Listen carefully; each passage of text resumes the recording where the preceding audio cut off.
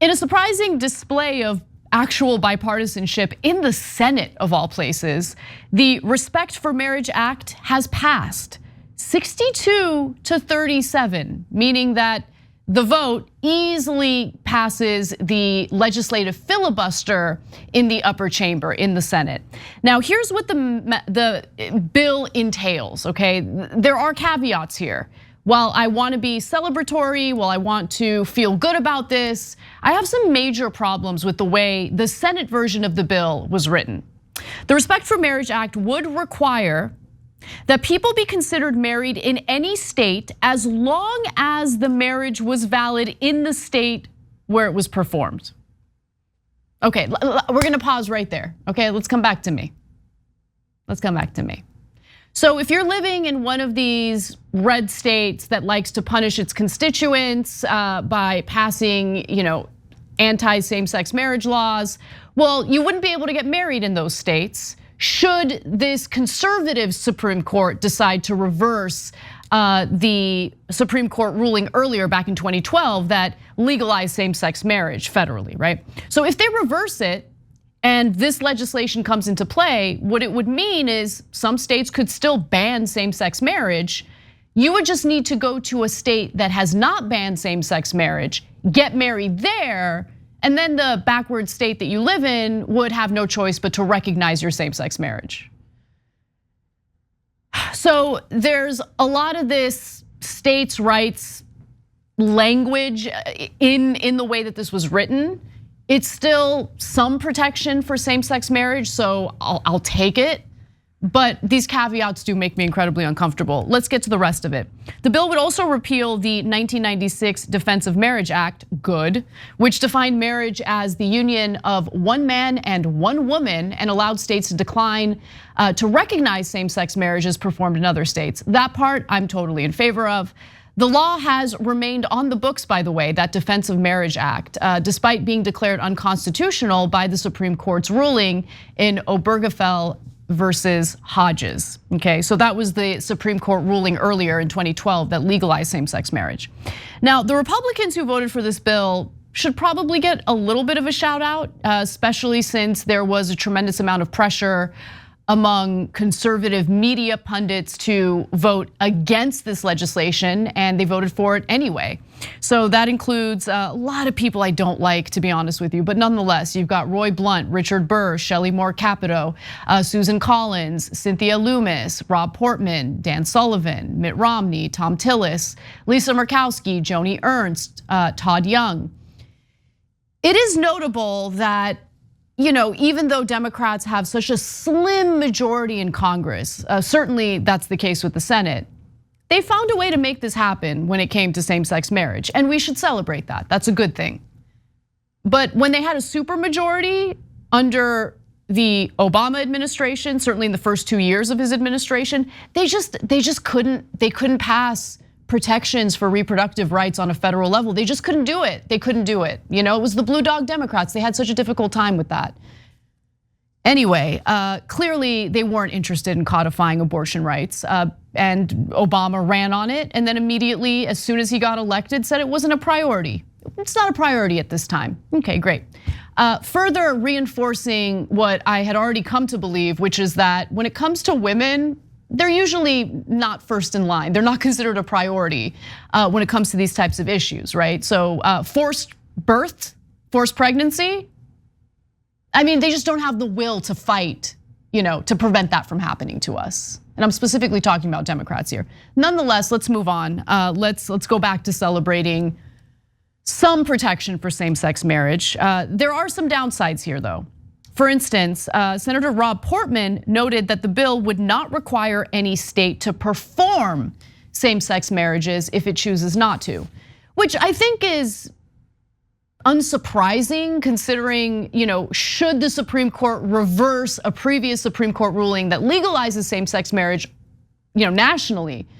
Well, yeah, according to this legislation, some states can just outright ban same-sex marriage, but they would have to recognize same-sex marriage if the couple ended up getting married in a state that has it legalized.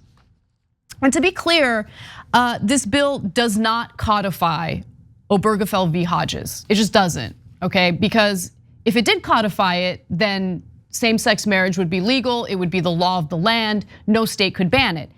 And to be quite honest, I see same-sex marriage as a civil rights issue. And when it comes to civil rights issues, the federal government should offer protections for people. Okay, so think about it. We consider it a civil rights issue in terms of people of color, right? Businesses, for instance, are not allowed to discriminate against individuals based on the color of their skin, based on their race. And that's because of federal protections that ensure that this type of discrimination is unacceptable. This bill, by the way, that just passed in the Senate also protects interracial marriage, which, I mean, it's 2022, great. I mean, the fact that we even need to do this at this point in time is insane, but at least it mentions it, and we have some protections for interracial marriage. But nonetheless, just going back to same-sex marriage, we're talking about individuals who identify as gay. It's not like they made a decision to identify that way. And if they did make a decision, they deserve protections anyway. But nonetheless, why are we treating gay people differently from Black people, women, and any other group that's considered marginalized, vulnerable to right-wing culture war antics? Why is same-sex marriage different? Why aren't there real federal protections for same-sex marriage? Because here you have all these caveats, and I see this as a civil rights issue where gay people deserve the same type of protections that Black people do, that Asians and Latinos do, that everyone has protection against discrimination from, that has protections against discrimination. But let me give you some more. So the Senate also voted on an amended version of this bill because the House of Representatives had passed a far better version of this legislation previously. And so senators agreed to add language to the Senate version, ensuring that churches, universities, and other nonprofit religious organizations could not lose tax-exempt status or other benefits for refusing to recognize same-sex marriages, and could not be required to provide services for the celebration of any marriage. They also added language to make clear that the bill does not require or authorize the federal government to recognize polygamous marriages.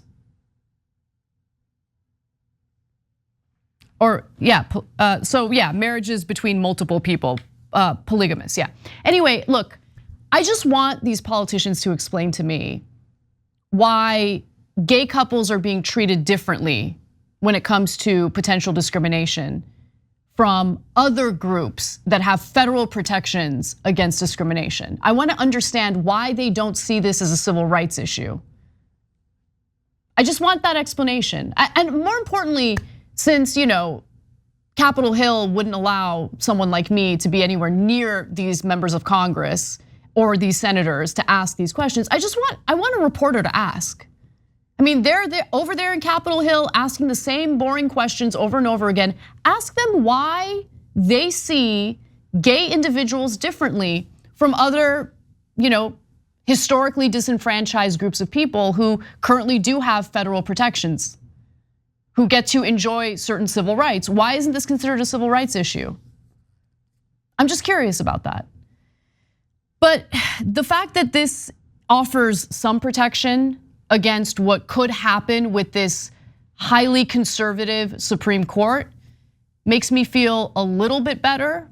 I just wish the original version of this bill was the version that the Senate had voted in favor of in a bipartisan fashion. They did not. They added all these caveats. So now, in order for this legislation to pass, it needs to be sent to the House. The House needs to vote on it. And then as early as next week, it could be passed into law.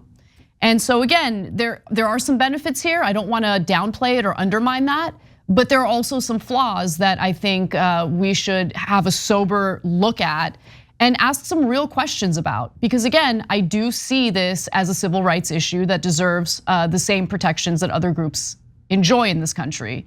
And no one's asking why gay couples are being treated differently. Thanks for watching The Young Turks, really appreciate it. Another way to show support is through YouTube memberships. You'll get to interact with us more. There's live chat emojis, badges, You've got emojis of me, Anna, John, JR. So those are super fun. But you also get playback of our exclusive member-only shows and specials right after they air. So all of that, all you gotta do is click that join button right underneath the video. Thank you.